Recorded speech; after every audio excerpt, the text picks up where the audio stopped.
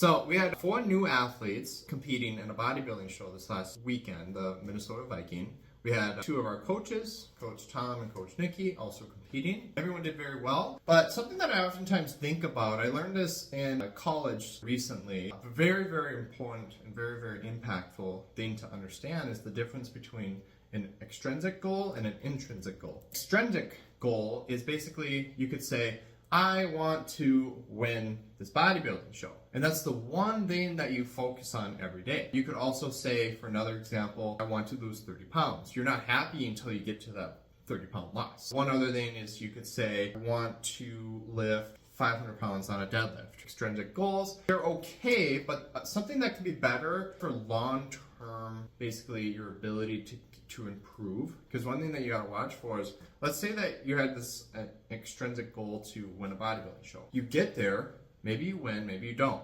But where do you go after that once you win? A lot of times people have a hard time basically finding new goals to better themselves towards if their one big thing was to win. The New England Patriots, actually 6-time Super Bowl champion, they built this whole thing on basically not just chasing the ring or the win of the Super Bowls, which would be an extrinsic goal.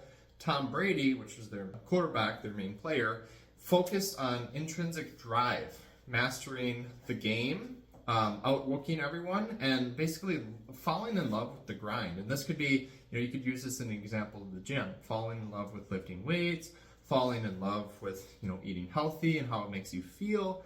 For bodybuilding, the thing that I like to think about is every single day, you can break it down into days, weeks, months, but every single time that I'm lifting weights, eating a healthy meal, whatever it might be, I'm just simply thinking about getting a little bit better. It's a lot easier to think about than just, say, winning a bodybuilding show, or in my case, winning a pro card, something that I really was thinking heavily about.